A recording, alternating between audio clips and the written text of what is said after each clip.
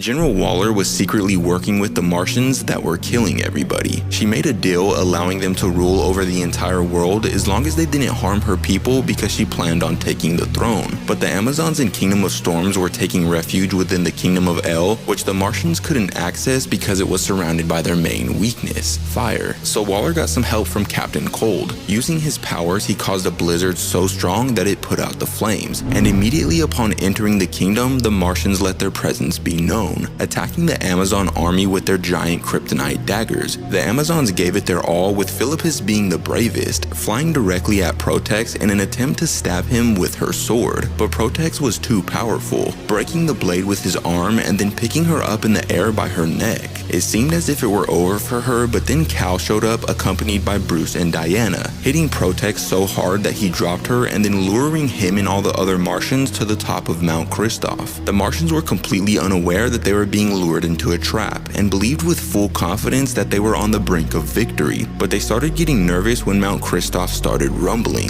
Thanks to Queen Anissa and Princess Jennifer, it exploded, filling the skies with flaming ash and sending the Martians into a panic. But what happened next scared them even more, because Diana, Bruce, and Cal literally proceeded to set themselves on fire, and after doing so, Batman singled out Protex, hitting him with a massive flaming left hook while stating that it was for Alfred. Meanwhile, Diana went after Graz, the Martian responsible for killing her mother, and it didn't take long before she killed him by using her flaming blade to cut his entire head in half. She was so angry that she also wanted to kill Protex once Batman neutralized him, but Laura refused to let her, stating that wiping out an entire species would be immoral, and then pulling out an instrument that trapped Protex and all of his followers into the Phantom Zone. And you would think that that was the end, that the heroes won and now they could celebrate, but they couldn't, because General Waller was still walking amongst them, and using his telepathy, Alfred Manhunter infiltrated Deadshot's mind and was able to figure out what she was up to, grabbing her by the arm and stating that she'd be taken to the dungeon, but he immediately caught on fire, unaware that she was still enchanted by a Hellfire protection spell. Alfred was in so much pain that Bruce heard him crying inside of his mind, and he wanted to save him so badly that for the first time ever, he blasted off into the sky.